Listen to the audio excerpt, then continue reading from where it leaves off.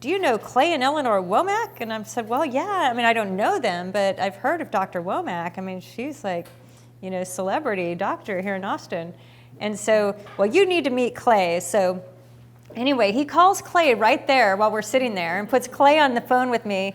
And I said, hi, Clay. My name's Christina. Awkward. And so anyway, Clay said, hi. Anyway, I said, well, I'm here at Bulletproof, and Dr. Z's telling me about yada, yada, yada, hyperbaric, and I'm in Austin. Let's get together when I get back. And he's like, sure, sounds good.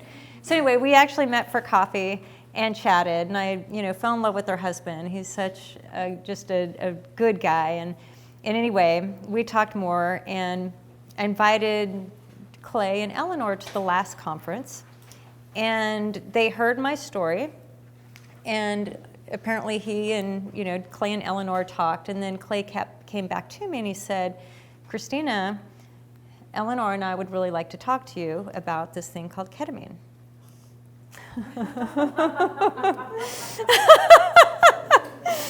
And I said, okay. And they said, well, just based on so much trauma, we're really passionate about helping people that have a background of trauma, because we have all these studies and results now showing that how helpful it can be to kind of clean up any of that residual stuff. And so I'm like, well, I don't struggle with these. I don't struggle with depression, anxiety. I'm not on any medication. Like, food is my med, and so I'm not really sure it's for me. Like, I'm happy all the time now. I mean, you know what I mean? Like, positive side. I don't have any of those experiences anymore. So, Clay backed off or whatever, and then Clay in Clay's fashion, he said, I really think, you really should think about this. Just come talk to Eleanor about it. So anyway, we got in and a couple more conversations. So then finally I just thought, I'm just going to try this out. And in fact, I'd called Alan and Maureen because they're, have you heard of this ketamine thing, and so on and so forth, and they had, but I talked to them about it, and they said, yeah, we've heard great studies, some really good results. But the point is, you have to be pretty open-minded, because this is alternative. This is a little bit more on the edge of, and it's certainly unconventional. But there's all this research and backup now to show some of these different methods are really effective in especially trauma-related depression, anxiety, so on and so forth, and even drug addiction, so on and so forth. So me being sort of the biohacker that I am, and guinea pig and experimenter, I thought, I'll give it a try. What's the worst thing that could happen? Anyway, I did do some research. So anyway, long story short, I go through these, and most of you don't know what ketamine is, and if you have, that's great. If you don't, I'm not going to tell you. You can research it and then reserve your judgment for later. But I go through this experience and talk about magical contingency and gratitude again. Is this experience completely, I'm going through a lot of change and metamorphosis, as you can tell, completely changed me. It opened up a perspective that I'd never had access to before. And I was able to, especially in the trauma, what happens with trauma, and the reason why we repress it, is that you don't want to ever go through it again. And when you have horrific things that happen to you, you really don't want to revisit them, but they do need to be processed. Otherwise, they get stuck and they can manifest to disease. They manifest to all sorts of unhealthy, maybe dysfunctional behavior, so on and so forth. And so you avoid at all costs. And don't even want to talk to it, because it's like, if you can't see it, if it's not bugging you, don't even go there. But what ketamine did for me, and through this experience, is I got to go through this whole experience underneath this influence of ketamine, of being able to observe my traumas without any emotion attached, because it's a disassociative, so it disconnects really through some biochemical thing, but it disconnects the emotion to the event, and so I could observe it, process it, look at it in this experience, and then be like, well, that's interesting. No big deal. So there was some stuff that was still in there that I didn't even know about, and just enabled me to totally clean it up and not be afraid of it. So it was this really cool experience, and I'm just grateful because it gave me a whole different level of perspective and understanding and observation, and even opened myself up the way I see things differently. Then it's a new world that didn't exist for me before. So I just want to publicly thank you for being so insistent. And of course, she's a brilliant doctor and functional medicine doctor here in town, and highly regarded. And then you've all met Dr. Anna. And then Dr. Ann Shippey is my personal doctor here. So she's another functional medicine doctor. Was an engineer beforehand. So she had her own health story and is an engineer, Motorola, IBM. And realized went through the traditional, path and realized that that's not working. So started to do her own study and had to heal her own health issues. And that she basically left engineering and went back to med school, No idea what I was getting into. And another highly regarded doctor here in town, and she's gifted my entire family with helping us move towards the healthy side. So much time and energy working with Macy and some of her stuff. My 19-year-old daughter has been affected. Her gut is totally messed up because of antibiotics and things we didn't know. And so we're working on getting her healthy again so she can be, optimal. Anyway, so I adore Anne, and she's family now. So she's family. So anyway, I'm going to shut up. I just wanted to let you know. And aren't these three women stunning? Yeah. And you can see they lead with their heart. Each one of them, their hearts are right out here.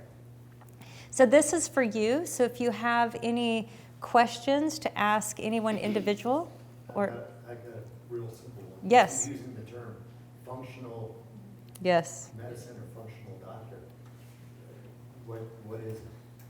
So the way that I would describe it is that we think outside the box and we look deeply for solutions. So we use the latest technology in testing.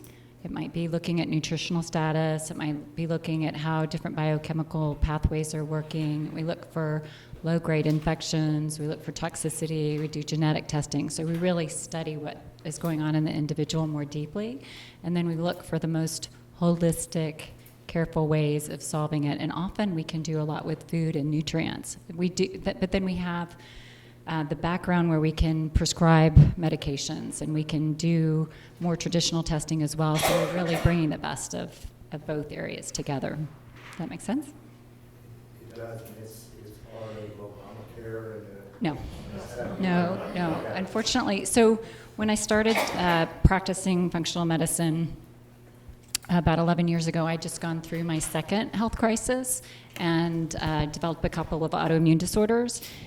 So when I looked at what was in my toolbox, it inspired me to get back on my path where I knew I wanted to do something more integrative.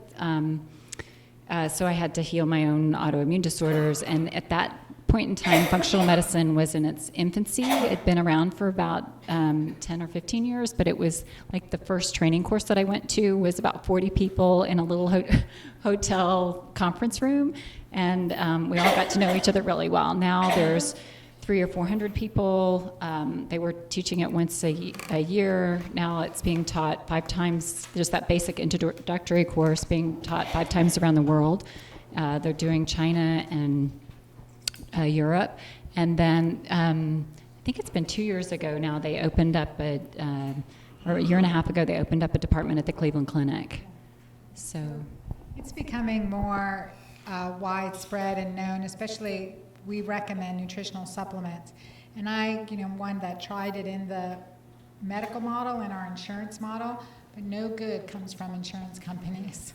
There is no good in doing that, unfortunately, because we're recommending supplements and we're not prescribing drugs. And I told one of you, I said, currently the standard of medical care, if your insurance sees that you're not prescribing a statin for someone with a cholesterol above 200, 240, you're tamed. I mean, you are dinged on that. And so that's not the kind of mafioso medicine I want to practice. So, You are empowered to take control of your own health care, and functional medicine gives you a really good systems-based, knowledgeable approach to that. Christina, did you mention that they're all board certified? So they're board certified doctors.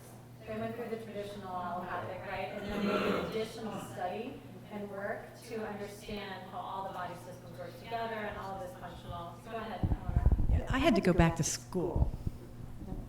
I had to go back to school to learn science again. I had my own health crisis and went to my doctor for years with my crisis because it wasn't ending because I was a doctor and I knew better. And he kept saying that he wanted me to go on progesterone, and I said, I'm not going to go on that horrible synthetic stuff. And he said, no, I want you to go on progesterone. And I couldn't hear him.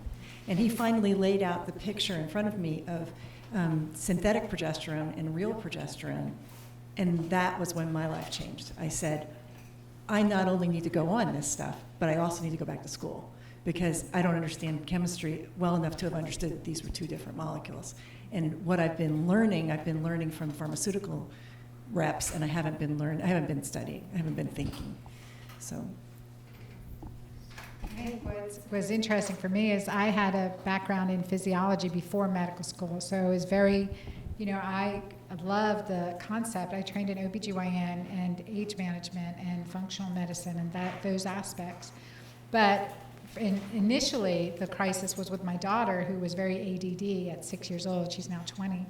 And, medications converted her personality. And I looked for other answers, and that threw me into the functional medicine world. I was already in the hormone world, but the missing piece was the functional medicine world. So that started my education in 1990, in 2004, really full on into functional medicine. Steve?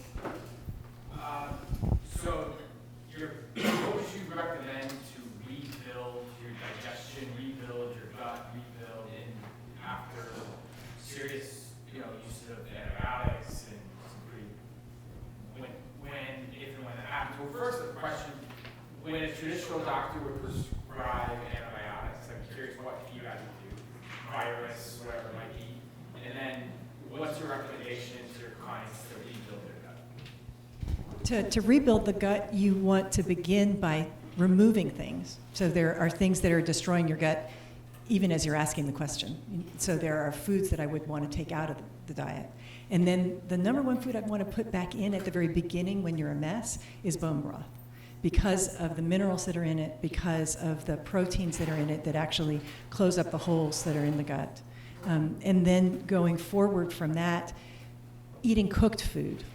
One of my pet peeves, and I don't know if you guys, I'm not speaking for all of us, but I maybe, is that we, past the age of 40, in Chinese culture and in Indian culture, if you sit down and eat a salad, they go, and they know that how you kill your mother-in-law, if you don't like her, is you feed her salad. Because if I'm eating food that I can't digest, then that undigested food is going to sit in my small intestine where I should be absorbing nutrients, and instead it's going to fester, it's going to ferment, and it's going to cause me to lose the surface where I should be absorbing nutrients. So our big focus on raw food and eating raw food for people over 40 is actually fairly destructive. And if someone is ill, if someone's been eating an American diet, they're actually 40 at 20. So raw food would be one of the things I would take away, and I would ask you to eat cooked food because that cooked food is now sterile. I'm using that pot there to get rid of the bacteria and the fungus that I would otherwise be ingesting because I hadn't cooked it. If I'm 17 and I've been eating a healthy diet and living in a healthy world, then I would take that raw food, put it in my stomach, and it would cook. It would look just like cooked food before it went into my small intestine. My stomach would do the work.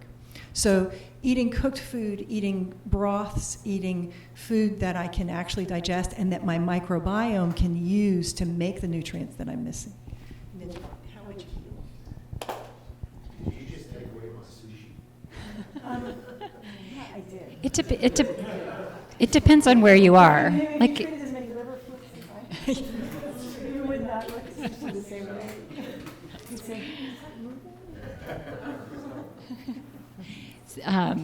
so then I also generally use probiotics, and I think a lot of people just need to be on a probiotic all the time because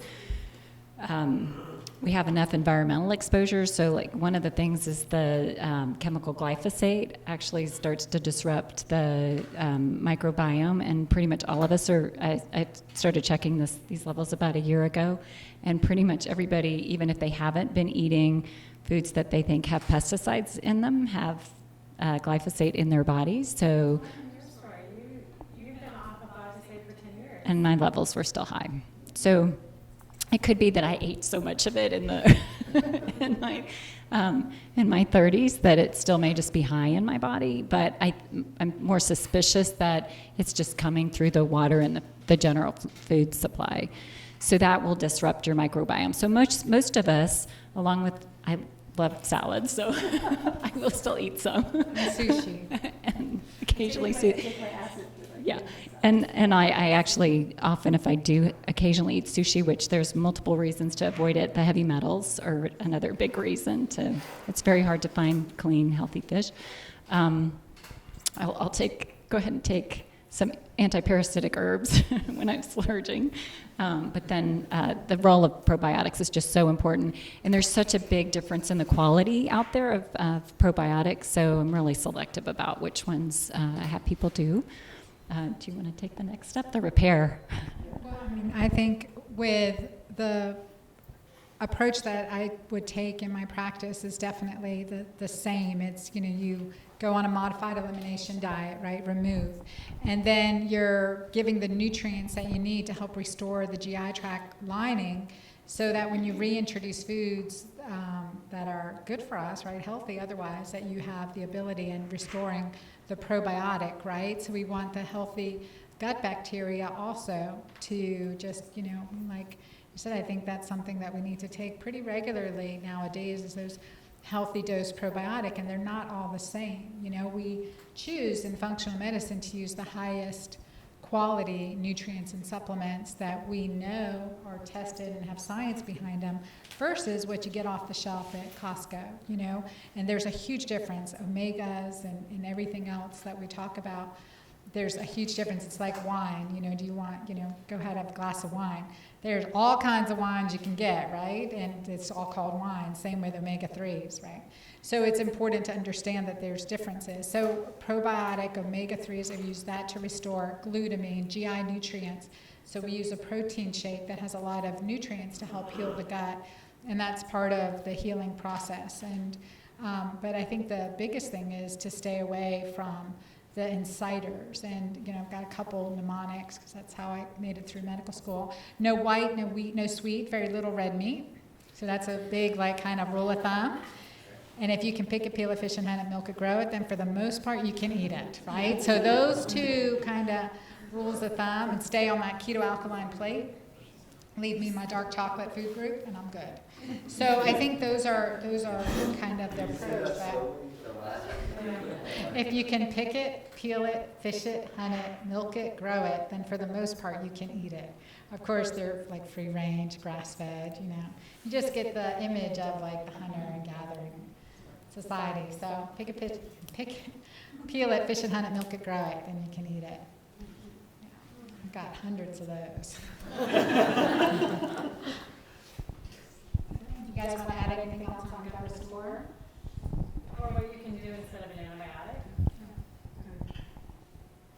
antibiotic. Support the immune system. There are a lot of things that herbs and supplements that actually help your immune system to be very strong. So it depends. I kind of get a feel for what the germs are coming through Austin, and then kind of come up with a protocol. But things like having a really good multi on board so that you're getting B vitamins and zinc and things that support vitamin C, things that support your immune system.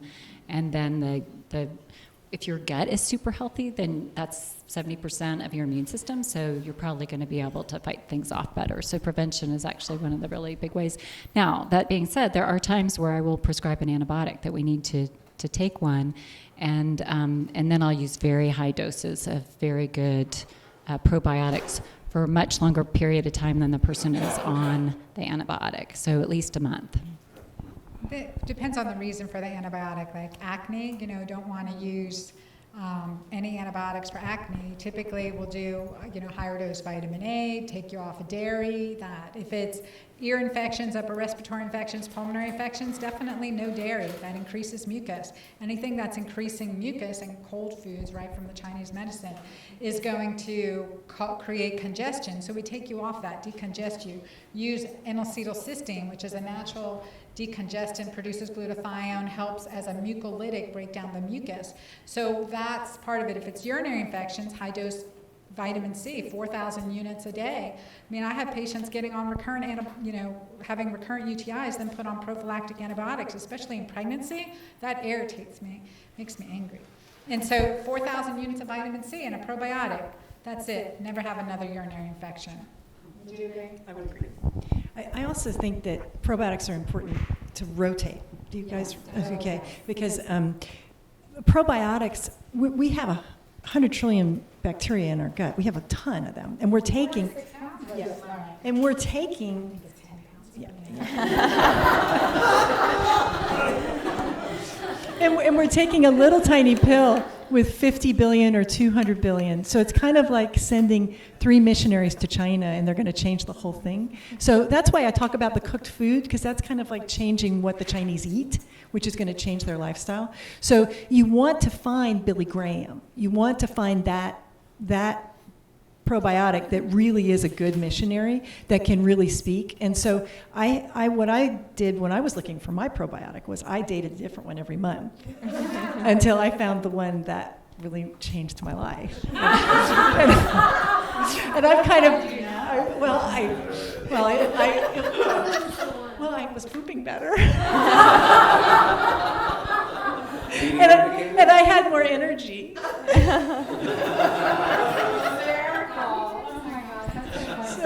And it really is, that's such a good thing, because it really, different people respond differently to different probiotics. So, yeah. Our genetics are different. We're actually designed genetically to live with specific bacteria.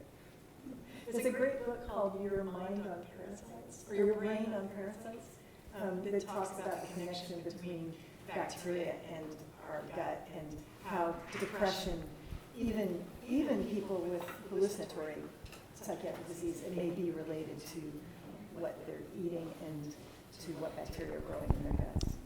There's a story about cats in there too. Yeah, and definitely if your microbiome is off, it can drive your eating behavior. Certain bacteria will make you crave things, or even fungal infections will make you crave more sweets, more sugar, so that they get fed, and then also dramatically impact your mood. So this whole area of study is just taking off dramatically. It's really, really fascinating too, what they found with the microbiome research. And I don't know, I think it's just fun to go over, is because here we thought, oh my gosh, we've got breaking the genetic code, right? And we're going to be like, oh, we'll have trillions of genes and genetic. People that invested in those genes. Oh. Pieces of that genome. Oh my gosh. And it turns out like we have less than an earthworm, right? As far as the genes go. But our bacteria, the intelligence of our microbiome is huge, trillion strong, right? The size of a football field, if not bigger. And that intelligence of this microbiome is fascinating. And there's even leading, bacteria that like, there's one, I forget, it's something like Christian something. It's a leading bacteria that's good for, that's why you made me think of it.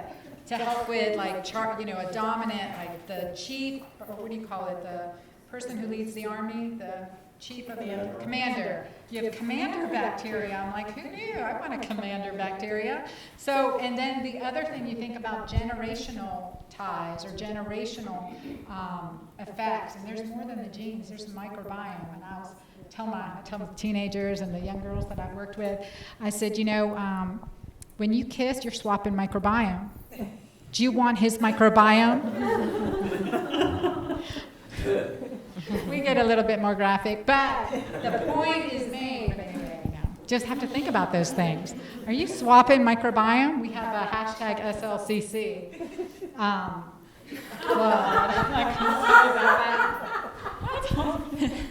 Yeah, I've been talking to my teenagers about this. But it's true. And within 20 seconds of kissing you passed on 20 billion bacteria. I mean, what does that do? You have to wonder. Into the probiotics, because you can technically do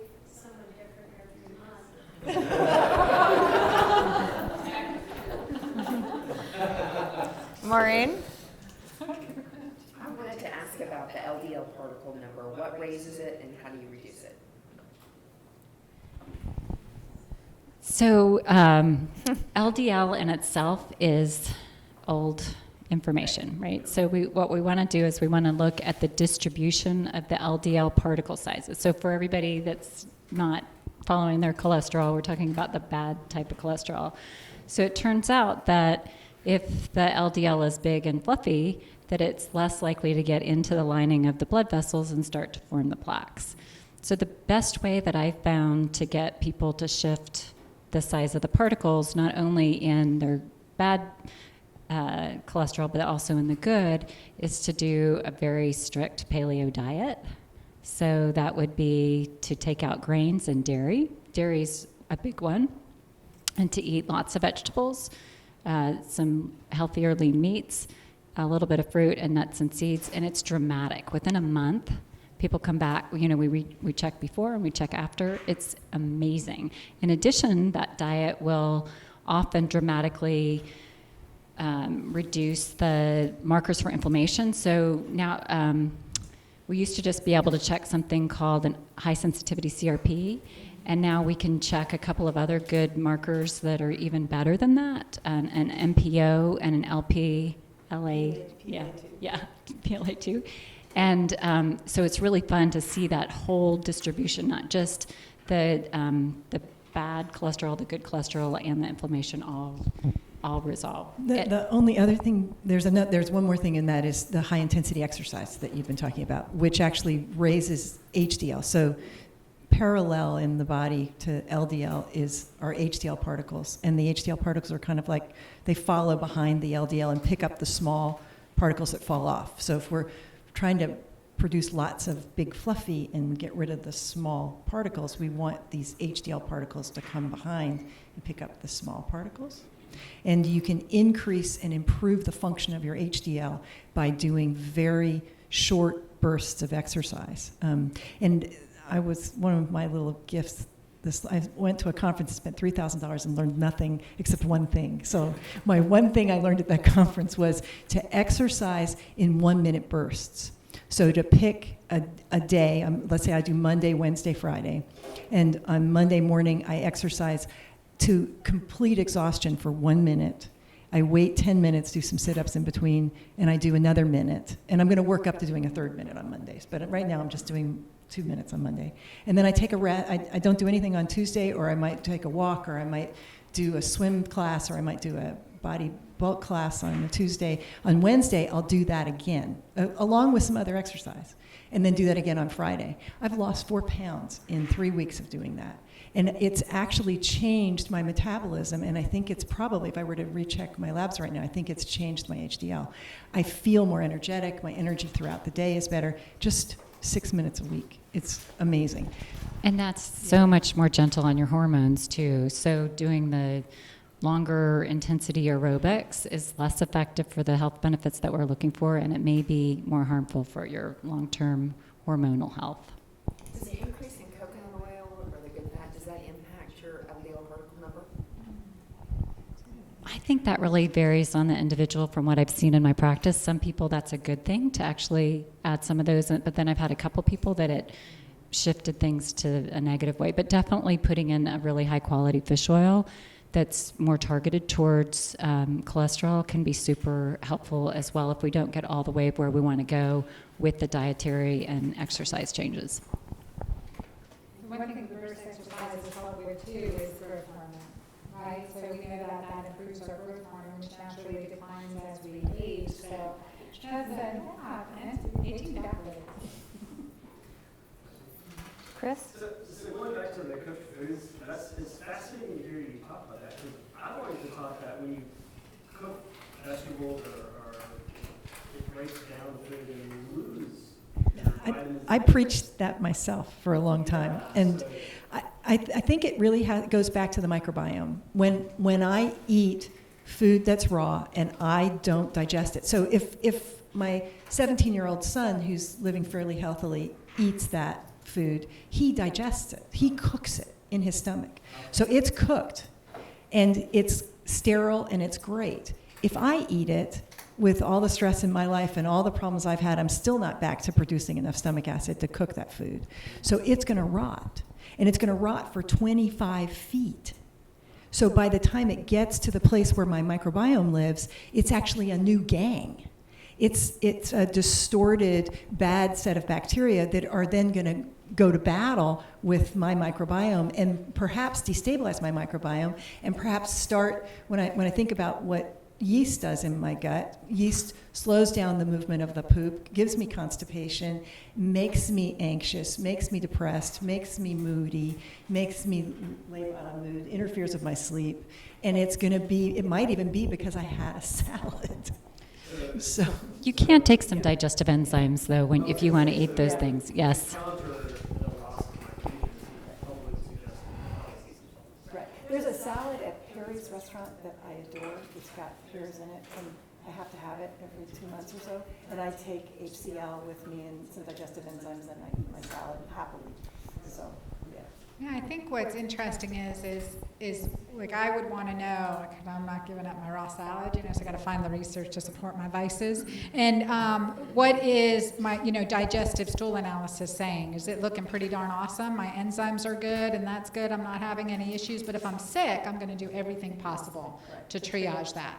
But if I know that I've got good microbiome, then you could go ahead. What's going on. But when we, especially in functional medicine, deal with really sick people, we take them off of, air. They can only breathe hyperbaric.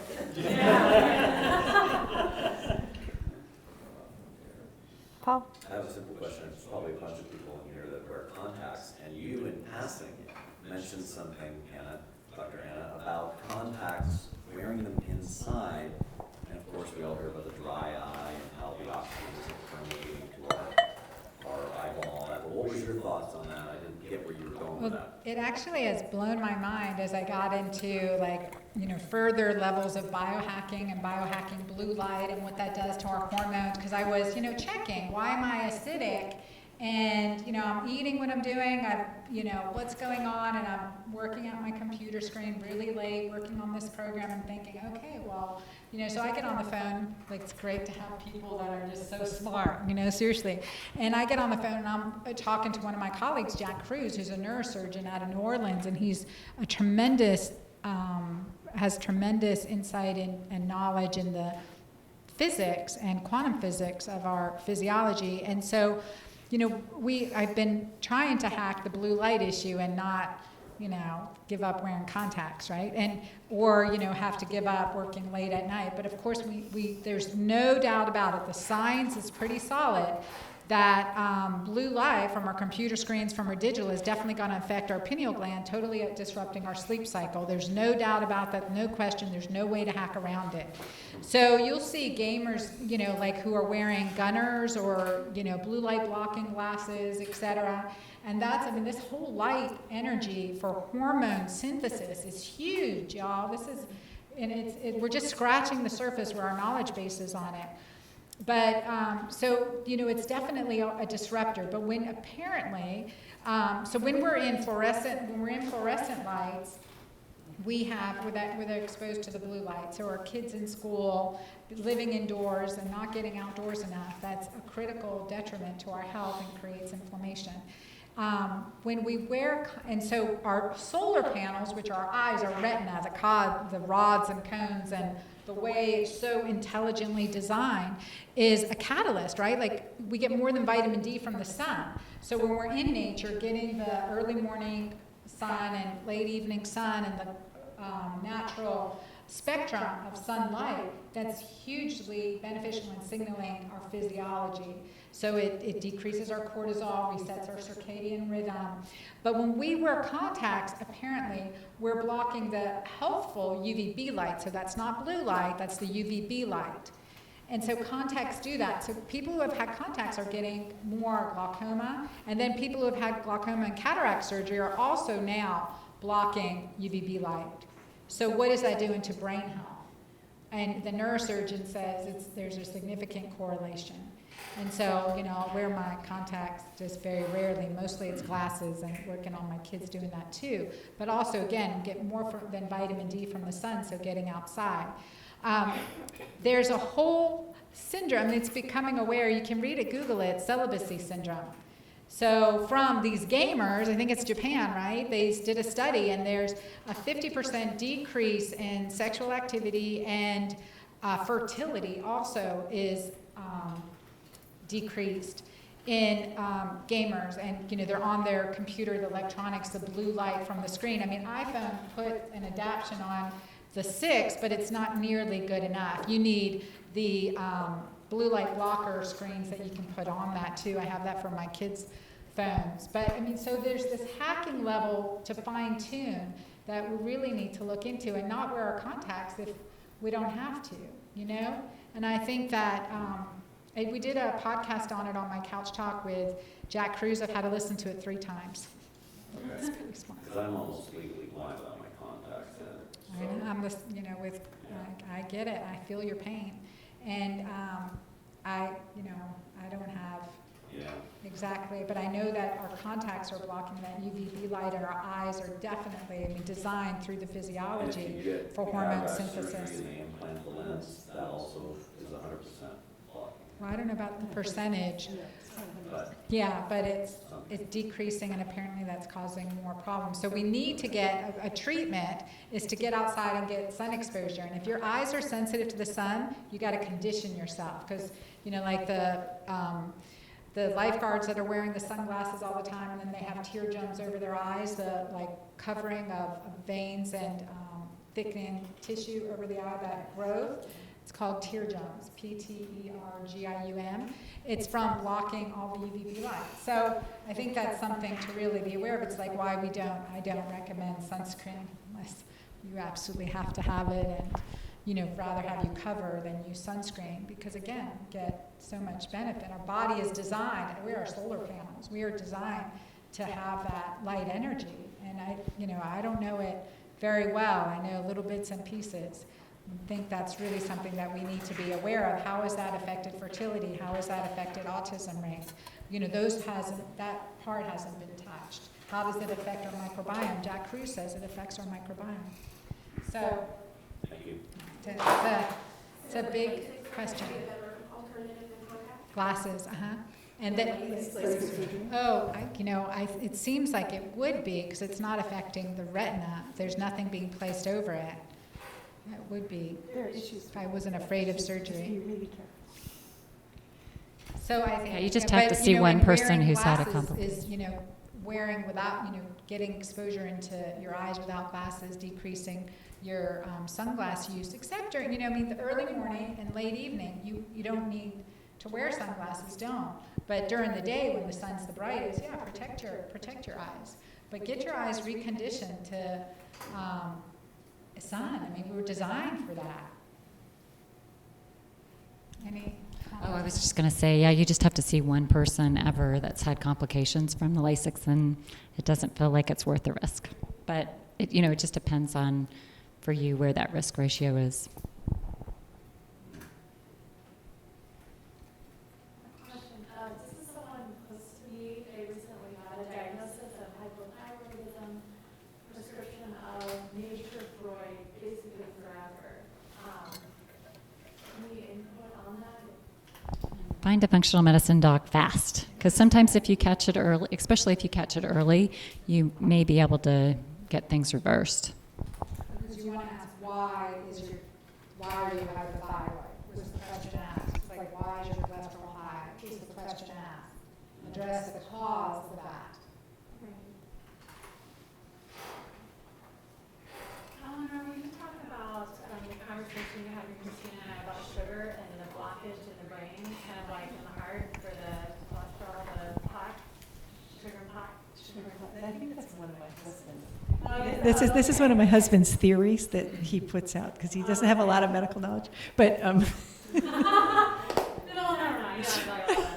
no, in Alzheimer's disease is actually diabetes type 3. So there's a lot of thinking that says that if we have these beautiful cells in our brain called nursemaid cells, glial cells, that take care of the rest of our neurons. So they're busy having our thoughts, doing things. They don't have time to eat. They don't have time to take out the trash. And these wonderful little cells come and take care of them, the nursemaid cells. But if you ever gone in your teenager's room and there's like stuff all over the floor and you stop going in there because every time you go in there you fall on your face because you trip over the books that are hidden underneath I have 9 teenagers, so anyway. She has 9 children. So yeah, that was before I found out about, well anyway.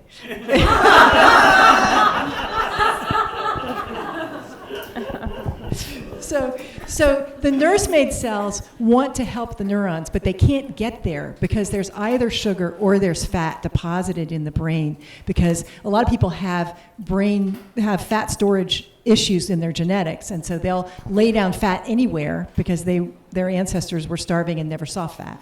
So they'll put down fat in the brain, and then the nursemaid cells can't get there, and so the neurons die from neglect. Okay? So the same goes for sugar. If I am full of sugar, I'm going to lay down sugar in places I shouldn't. I'm also going to lay down sugar at the end of my blood vessels, so my blood vessels aren't going to get all the way to my tissues.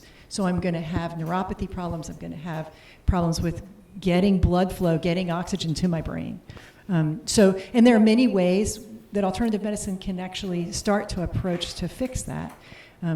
One of them is hyperbaric, where you can get more oxygen into the blood and actually get oxygen into tissues that the capillaries can't reach, and then create longer capillaries and create bridges and create new neurons and new blood vessel systems.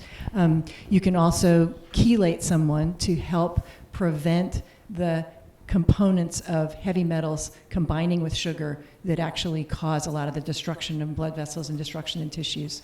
So you can get, if we find someone has heavy metal illness, and just about everyone who was born before 1980 does have some heavy metals in them, to take those heavy metals out using chelation. Long, arduous process, needs to be carefully watched. Or you can also pump blood into the person. So my husband's other pet thing that I'm not completely sold on yet is something called ECP, which is putting someone in a blood pressure cuff from their feet to their hips and counterpulsing the heart for 35 hours. So you do this 1 hour a day for 35 days. And it actually, again, brings new oxygen, builds new blood vessels, and takes that sugar complex away. So that's what you were thinking my husband was saying. So I'm not sure about ECP because it's pretty strenuous and a lot of people can't do it. So we've been kind of selling it to athletes because they like to do it for recovery. One of the questions I had a minute ago was, I was thinking as y'all were talking about the thing with contact lenses, like this information that's really not known by folks. Unfortunately, Maureen has always been interested in nutrition, and we've certainly learned a lot in the year we've known you guys and meeting you guys. Oftentimes, I find myself, and I'll say to her, what is the best program to really continue to follow? I mean, I know we're all individuals. If you hear one thing about supplements here, then there's this other thing about eating raw, don't eat raw, eat this, don't eat that. I mean, at times it feels very stressful trying to decide what's the best quote-unquote plan to follow and stick with. I feel like we stick with things pretty well overall, but just always wondering, like, is this really what's best? Is this the best solution? And I know partly finding a functional care doc, but even then there's going to be differences of opinion. So yeah, that's one of the challenges of working with a functional medicine practitioner, because we're all it's like herding cats, right? We all think for ourselves and we have our own experiences. We learn from our patients every day. So my experience is different than theirs and what I think works. But there are certain foundational things that we pretty much agree on. So, we all go to war over diets. Yeah. We've actually had conferences where we've been to war over different diets, from vegetarian to keto to paleo to everything. Yeah. I actually think that patients gravitate to specific practitioners. So people who need a vegetarian diet will gravitate to a practitioner that preaches the vegetarian diet. And the patient that doesn't belong in that group who winds up in that group. But I think the person has to be honest with themselves. And then I think you can evaluate how things are going. So you can see if you feel as good as you want to feel, which I firmly believe that, we should be able to get into our upper ages. My 86-year-old mom is still working out 3 times a week, traveling around the world, playing bridge and winning. So, I know, she's my hero. So, are you having the results that you want? And then look at the data. Find somebody that's going to help you collect the data. What are your markers for inflammation? What does your DNA damage look like? How long are your telomeres? Is your nutritional status adequate? So go based on how you feel and how are your results. And I think, just to add on to that, Alan, is we have this notion that the arrival, that we just get there and then it's going to be perfect from there on out. And that's part of the L in the field system, is the labs, is that we need to be our own biotesters, know our own biometrics, be responsible with our health, be curious about our health. So you test, you do at least annual testing, you're looking your markers, you're doing a little of your own discovery. I'm not necessarily dairy sensitive, but you might be. So, being dogmatic, like dairy across the board is horrible, well, it's probably better to err on that side, because most dairy is bad dairy anyway. But some people are going to be more susceptible than the others. So we need to just get to know our bodies. I think that's kind of part of the takeaway, is that we're so out of touch with our bodies and our health, and we sort of abdicated our health to the healthcare system, the sick care system, and then we go to them when we feel something wrong, and then they prescribe or whatever, but we're putting our health out there somewhere versus just coming in. I'm like, let's test this, honey. Let's add this back into our diet and see if we have any sort of negative experience or whatever. And so then the cleaner your body gets, the more you know your labs, you become your own mini biohacker. Now I know cheese, I can't eat cheese. But every once in a while, when it's worth the great cheese, hanging out with Paul, my Italian friend, I know I'm going to suffer some consequences of that. But damn, it was worth it, right? So, I think that's part of it too. I couldn't agree more, right? It's a self-discovery, right? To self-discovery and also discernment. Mm-hmm. So I think discernment, that's like my word for this year. Is what's bringing me closer, like I think of it, what's bringing me closer to love, away from fear, right? There's the, going towards love and away from fear. What's going towards health and away from sickness, going towards food and not food, which we call like fast food. And so, you kind of have this discernment and you figure out for yourself, doing this now, how does that make me feel later? Mm-hmm. Was that worth it? Was it not worth it? And that's for you to decide, right? And knowing that, I think we evolve and y'all are here because you're taking the next step and you're continuing to go higher and higher levels. So I wouldn't say follow anyone's plan but your own. Mm-hmm. What's working for y'all, where you live, where you came from, what's working for you, what you're doing is working. So don't stress of what's the best for the 20-year-old bodybuilder that they're doing the research on and publishing the data like it's dogma. Do this discernment is so key. It's like, that I look at it as a scale, what do you call it? A semicircle, and here's my arrows. What's moving me towards right? What's moving me away towards what's wrong for me?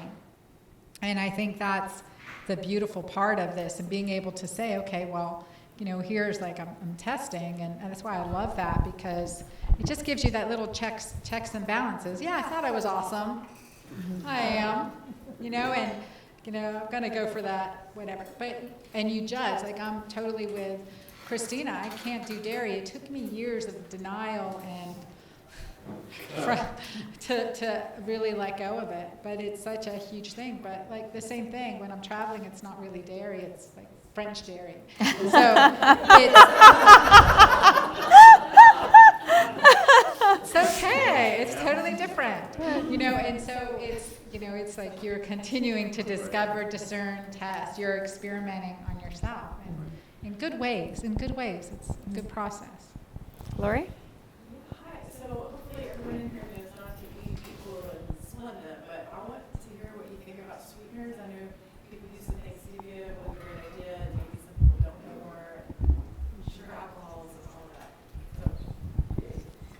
I just published an ebook called The 3 Menopause Mistakes.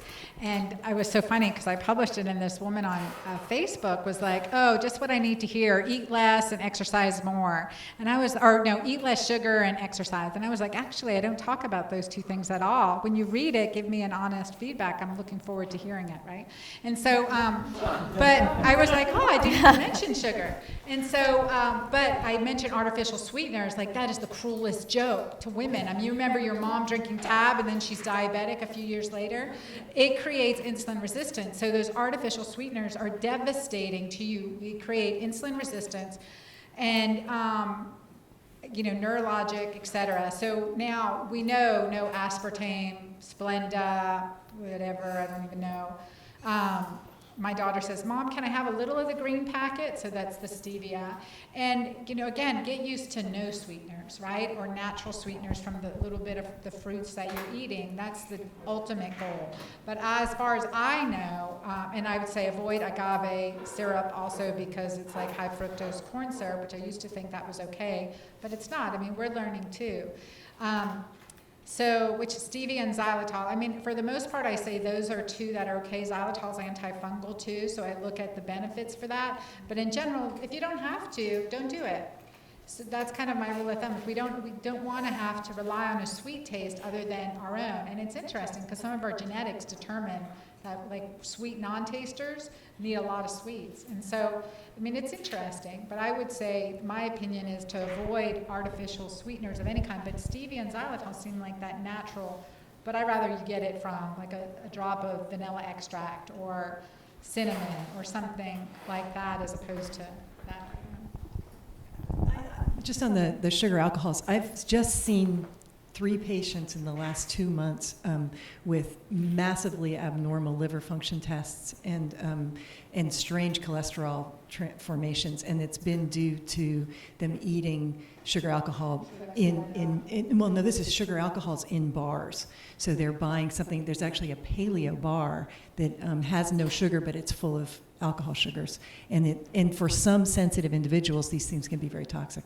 But I don't think that's across the board. I don't think if you're eating 1 or 2 every once in a while, it's going to hurt you at all. But these are, I have a teacher who was using them twice a day. She had it as her morning break and her afternoon break, and she actually has a major hepatitis with fatty liver from it. So I would say if you haven't given up the sweets ever before, it takes about 2 weeks for your taste buds to change. And then when you go back and taste those things again that you thought you couldn't live without, they can taste horrible.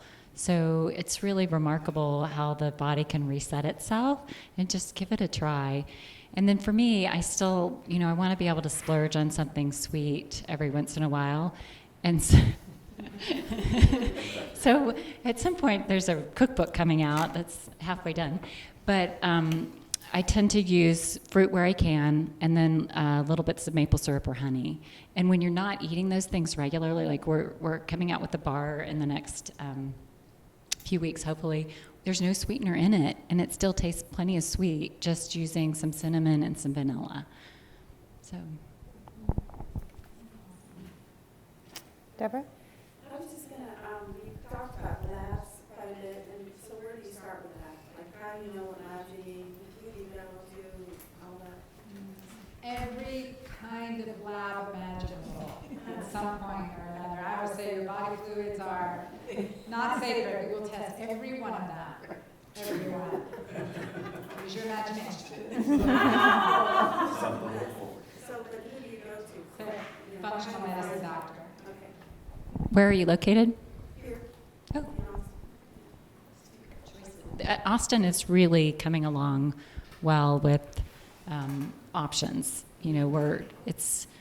Austin's a great place to practice because people are looking for the answers, and compared to 10 years ago, there are a lot of us here now.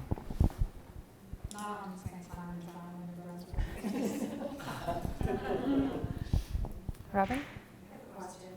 So, in Arizona, I went and had all my labs done, it was just from my doctor, and I actually had to say, okay, well, I need this and this and this and this tested, and they had to get special approval to even be able to do that. And I only knew all those tests because of a trainer who said you gotta have this, but they weren't functionalmedicine.org. There's a practitioner list.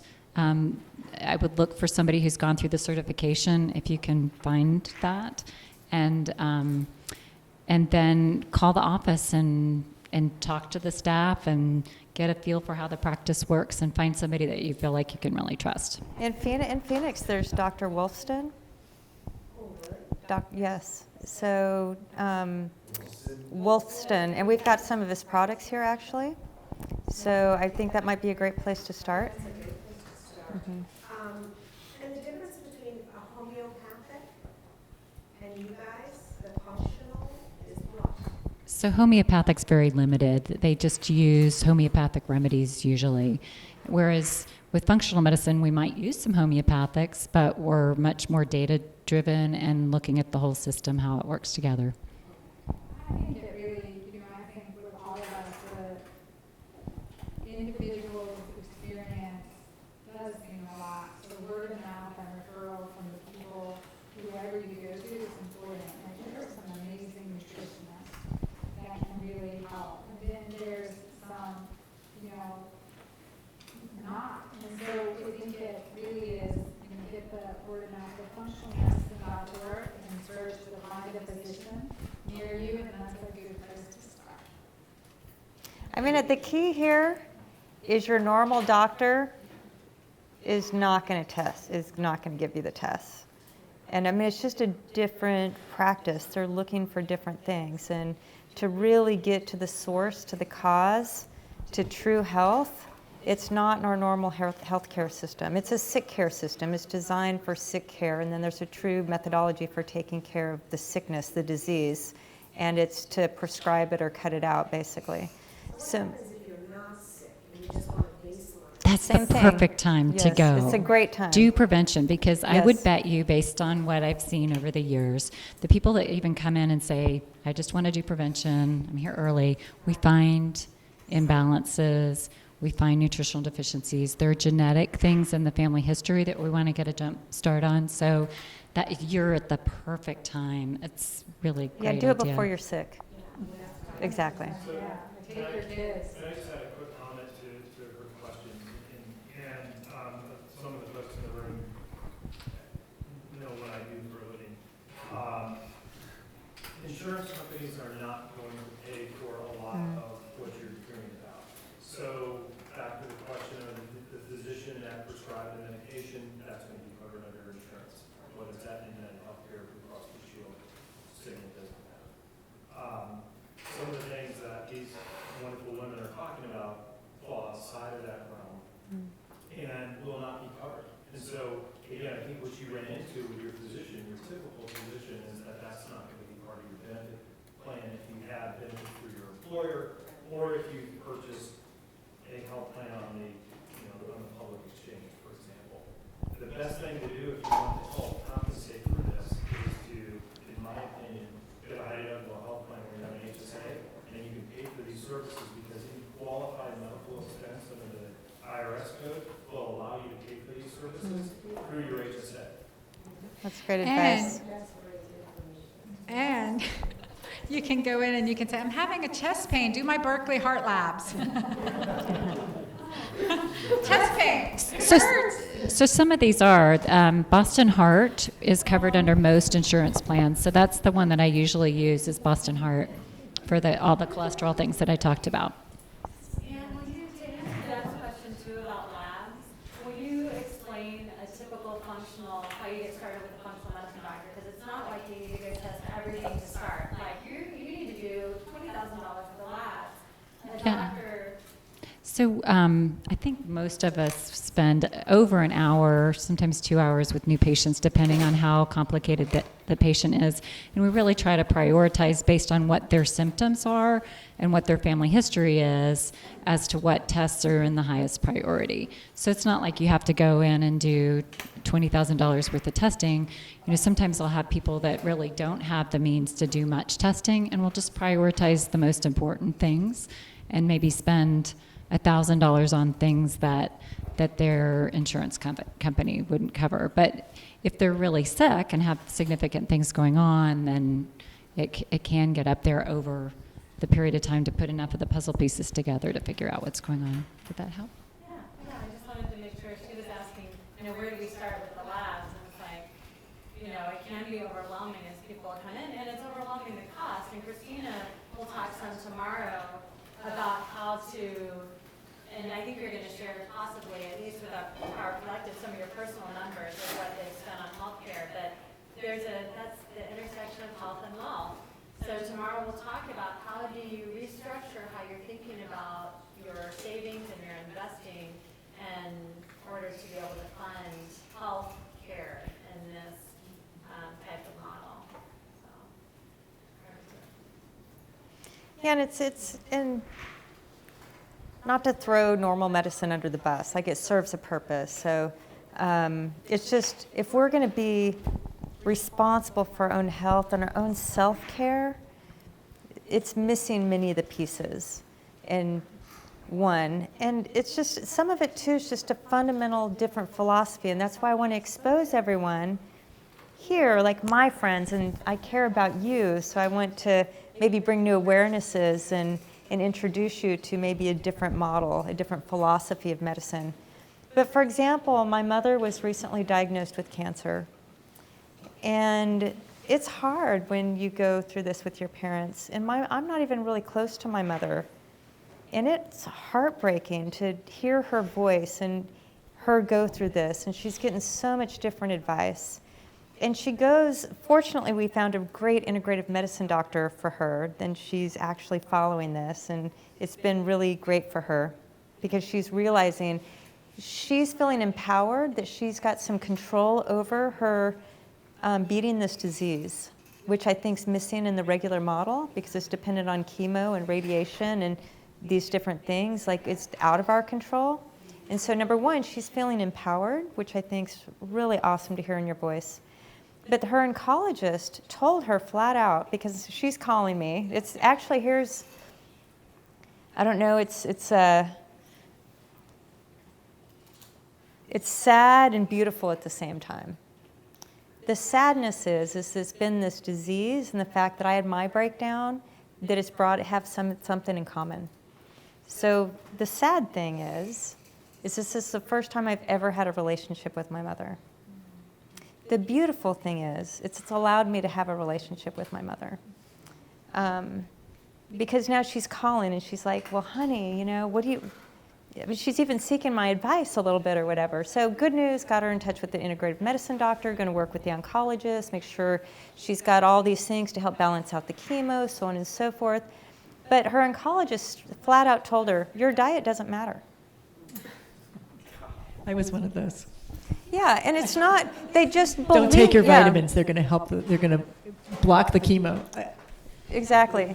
So, and it's, on this side, it's like, no, diet is a fundamental part of your chemo, right? I mean, it's so important to help balance this out. And the nutrients and making sure we have enough minerals and she should be alkaline. And she should be alkaline, yes. So, some of it too, David's got a great point. It's like it's outside the coverage, so it's just invisible, number one. Number two, it is a different philosophy. Have these practices been around long enough so there's measurements in them? Yes, and in fact, there's research studies going on at the Cleveland Clinic where they're comparing the outcomes there compared to the rest of the Cleveland Clinic. So it's really exciting. Okay, a couple more questions, then we're going to wrap up. Koto, yep. So there are these typical metrics that allopathic medicine has used for years, like cholesterol, blood pressure, maybe heart rate, body weight. Maybe there are 5 of them that are kind of what they use. In this new functional medicine world, are there 5 good metrics that kind of would represent the whole health that you could suggest to us? Blood sugar would be the big Blood sugar would be a really big one. In fact, the actuarial people that work in insurance companies, when they want to know how long you're going to live and whether to bet on you or not, whether to charge you a large premium or a small premium because you're going to be around a long time, they know a number. They know a number that's on these labs, and it's hemoglobin A1C or fructosamine, which is a measurement of how much sugar you're exposed to on a daily basis. And medical doctors don't test that routinely unless you have diabetes. So that just convicts us 100% to me. There's a number that tells you how long you're going to live, and regular medical doctors don't ever measure it And unless it's you have covered by diabetes. your insurance. And it is covered. And risk of dementia, et cetera. Hemoglobin A1C.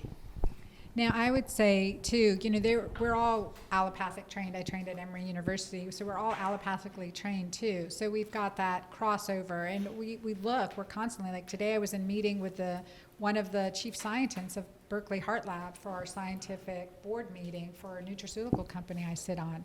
So there's more and more integration and more studies looking at nutraceuticals.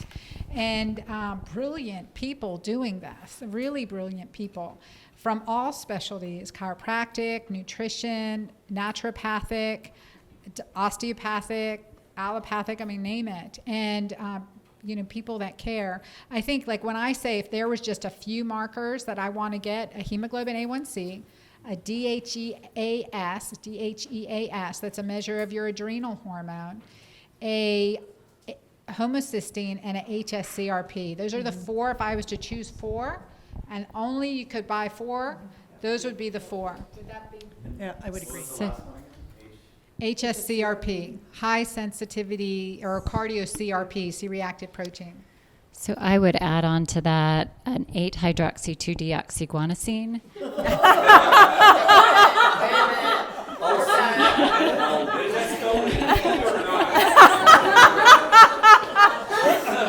I say this every day, so I didn't even realize it sounded so ridiculous. So it's 8-OH2DG. And it's a marker for DNA damage. 8-hydroxy-2-deoxyguanosine. Okay, so it's a marker for DNA damage, ongoing DNA damage. So it can mean that you've got cancer that's hidden somewhere, or predisposition to cancer, or some type of infection going on that your body's not able to keep up with DNA repair. And then a lipid peroxidase. Mm-hmm. That's another type of inflammation that when you have that going on, it's your body is not getting what it needs to be able to do repair. Lipid peroxidase. And then I see so much magnesium deficiency, and magnesium is one of so those are specialty labs for those first two that I talked about. The magnesium, you can do a red blood cell magnesium, and magnesium is one of the fundamental minerals that we need to run so many different enzymatic actions in our body, and it's crazy. Almost everybody's deficient in it.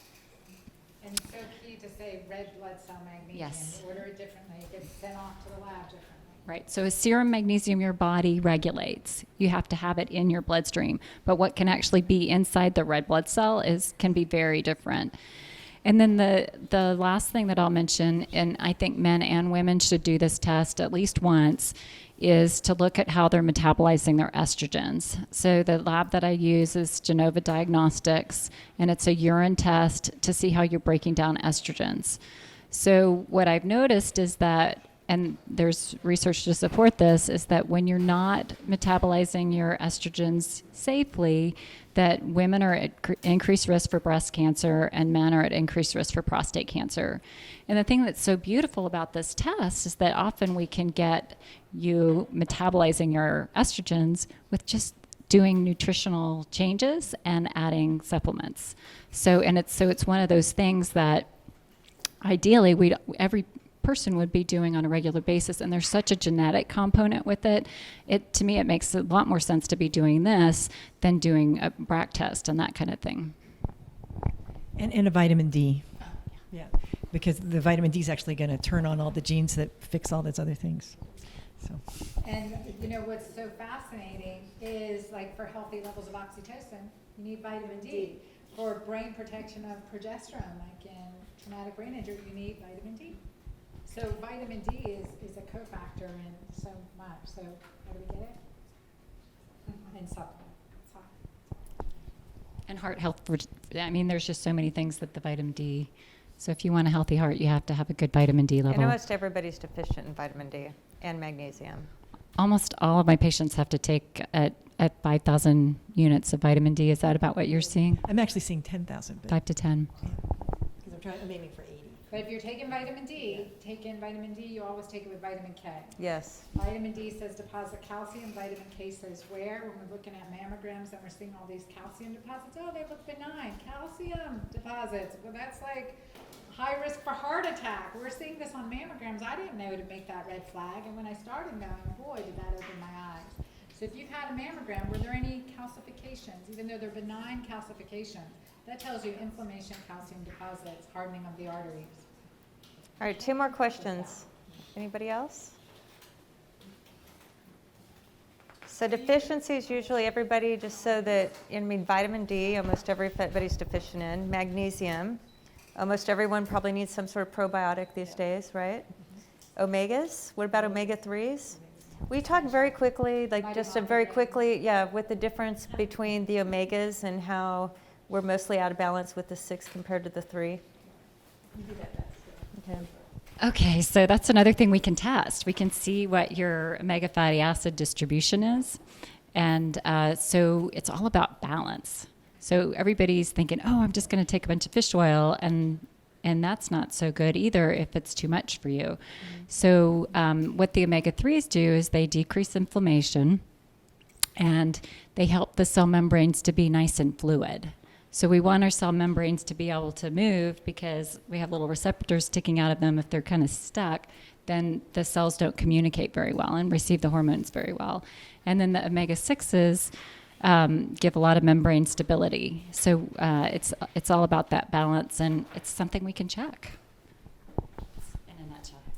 I think we had this think tank today. That's why I'm here in Austin also with Christina's event. But it was great to talk about omega-6s because people think like just take flaxseed oil, and that's so not the right thing to take. Take ground flaxseed, but not flaxseed oil, because omega-6, so that can oxidize and create free oxidative stress. So I think it's, again, pretty, you have to really be an investigator, and I think that's cool. All right. Anyone last question? Oh, right, telomeres. I'm a nerd. Okay, so telomeres are something we can test as well. So telomeres they're basically what helps DNA do their thing. They kind of hold it in place and unwind and wind. That's the best way I can describe it quickly. And so as we age, our telomere length shortens, so that whole process gets less effective. So our telomere length is really one of those indications of how well we're aging and how well things are going. So what's really fun to do, this is one that's not covered by insurance and is on the expensive side, so I don't get to do it a lot, but it's to check the length pre and post. So see where you are, and then do some work to get the microbiome really good, get all the nutrients built up, and do some detoxification, and then see if we've moved the ball and gotten the telomeres longer. So it's really a really fun thing. So the better your telomeres are, the better your body's going to be able to deal with the environment and the aging process. So if you want to look really young and be really young like these ladies, then you want long telomeres. All right. Can you thank?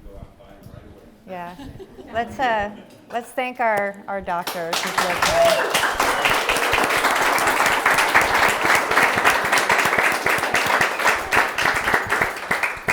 And they're hanging around for dinner, so they're here to chat and hang out.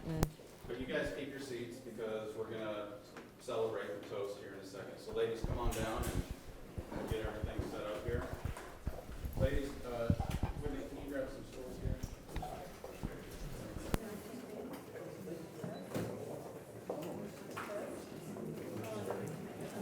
Bring it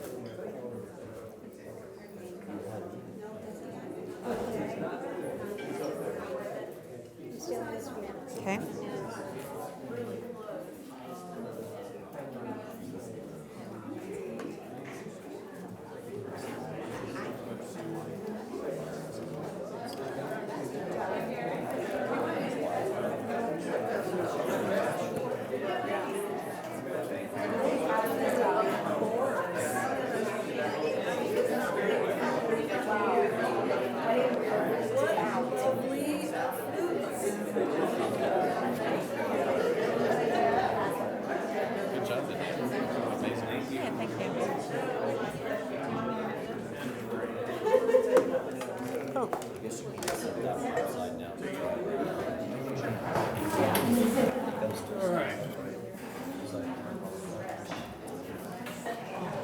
And Dr. Anna left you all a gift, so please thank her. She brought those with her. And it's something, what we're setting up is, it's another place of toxicity is products. So women especially, but our lotions, our makeup, our moisturizers, it's all chemicals. Sunscreen. So we're just putting toxins in and on our body. We're digesting it, ingesting it, and then we're just lathering our bodies with it. So you want to make sure you're looking for products that are raw, pure, and always source them. All right. Okay, so again, like I said, please keep your seats.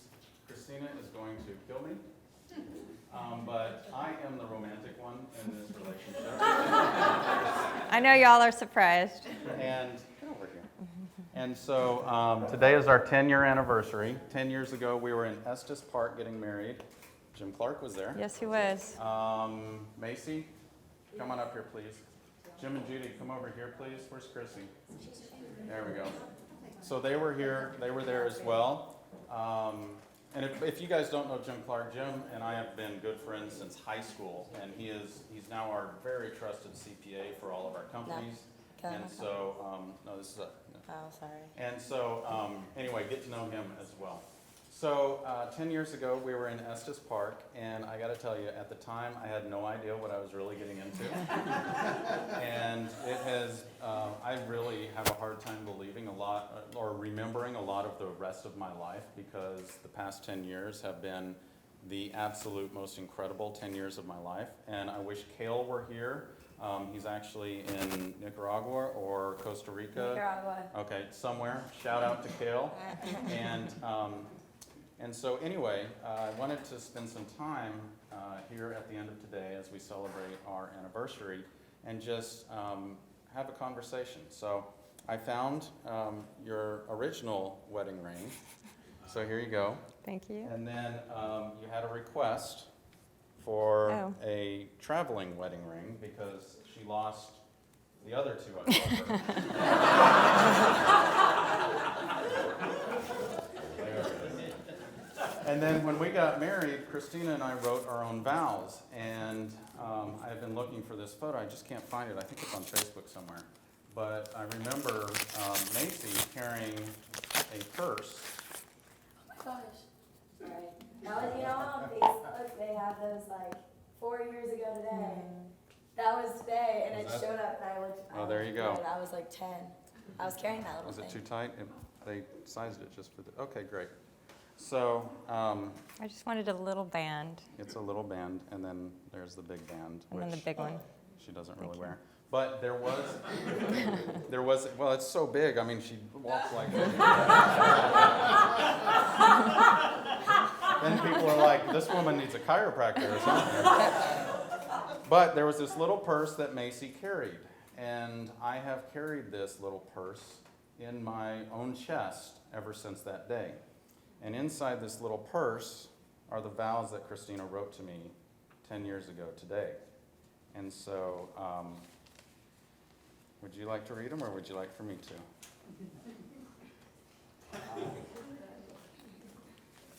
Here's your Damn purse. you. I might not get all of her words because, Should we set it up like we did in the wedding? She can I was scratch. over there. yeah, okay, Yeah, get thank over you. here. Was she over here too? Yeah, she was standing next Okay, to you me. should get over there. And then Cale is right here. Cale was my best man, by the way. So this is what you wrote to me 10 years ago. I vow to honor you. I will hold what you care about in my life in the highest regard. I vow to cherish you. I promise to cherish you as a friend, as a lover, as a playmate, and as my life partner. I vow to hold these commitments forever. These vows are not mere words, but are my life promises to you. Each vow I've declared here and before God speaks to how I will act every day of our marriage. Gary, I love you in the deepest, most meaningful expression of the word. I can't wait to spend my life with you. I vow to hold you in my heart all of my life. I vow to be a mirror, always reflecting your beauty. I vow to keep my heart open through any doubt, anger, fear, or pain. I vow to cherish your trust for the precious gift it is. I vow to give us each the space to be ourselves and to grow. I vow to never take you for granted. I vow to be worthy of your trust. I will never cause you to worry and will hold your trust close to my heart. I vow to love life and live a good life with meaning, laughter, and dignity.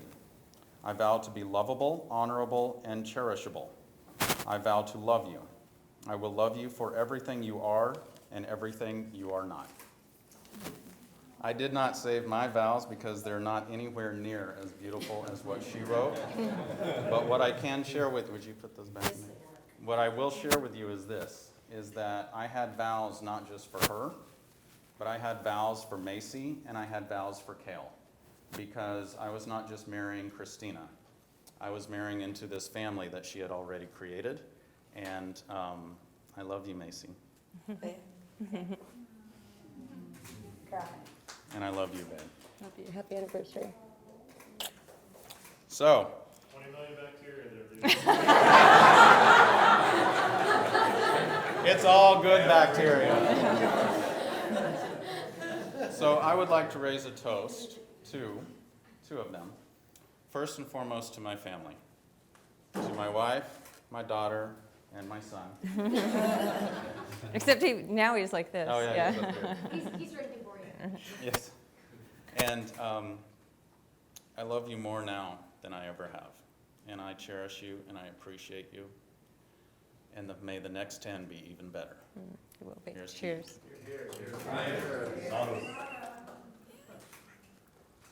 And then a quick toast to every single one of you for placing your trust in what Christina's vision is and what, as Fernando was speaking about earlier, of seeing the world and being able to anticipate needs and concerns and wants and desires.